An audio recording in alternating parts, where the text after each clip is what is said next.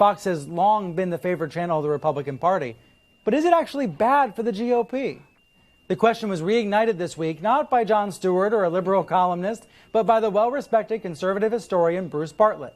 He wrote this paper. It's titled How Fox News Changed American Media and Political Dynamics, using statistics to charge that Fox makes its viewers less educated, and that the channel even dampened turnout for Mitt Romney in the last presidential election.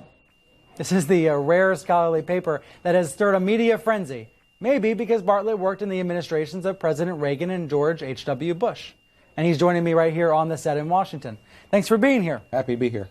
Let me read one line that I thought stood out to me and a lot of other people. You said it can almost be called self-brainwashing. Many conservatives now refuse to even listen to any news or opinion not vetted through Fox and to believe whatever appears on it as the gospel truth.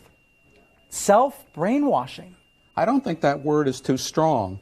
I think many conservatives live in a bubble where they watch only Fox News on television, they listen only to conservative talk radio, Rush Limbaugh, Sean Hannity, many of the same people.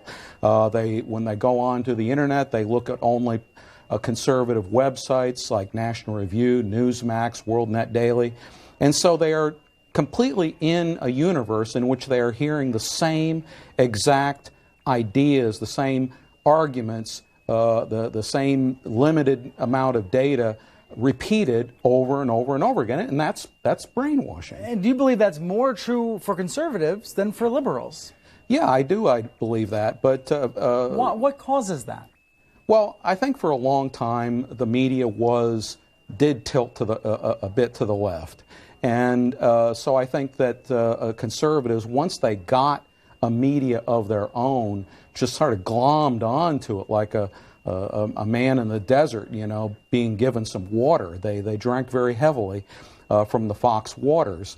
And but what I don't think they've quite come to understand yet is it's a double-edged sword. There's no question that Fox helps the Republican Party enormously, but it's not 100% positive. There are some negatives, and I think we're starting to see some of them in this election cycle. You're bringing up, what basically you're describing negative consequences of having a channel that does reinforce viewers' beliefs. That's right. One of the things, I cite a study in my paper where I talk about how Fox viewers in the 2012 election cycle tended to have more wishful thinking, so to speak. That is, they were more confident, unrealistically confident, I think, based on objective analysis of the polls.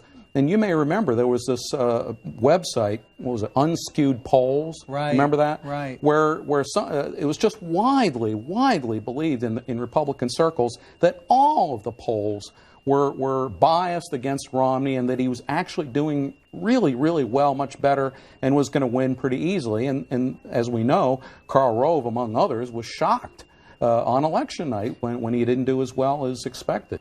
So circling back to that point I made in the beginning about the debate rules, do you think those debate rules where only the top 10 contenders will be allowed onto the stage, does that help the Republican Party or hurt the Republican Party? Well, I don't know. It depends, I suppose, on who gets left off the list. I mean, certain candidates have broad but not deep support. Others have very deep but not broad support. And so I think if you're somebody who feels strongly about, say, Ben Carson, and he ends up being the guy who gets left off, your feelings towards the party and perhaps towards Fox News may be affected. Bruce, thanks for being here. Thank Thanks you. for the thoughtful conversation this morning. Okay.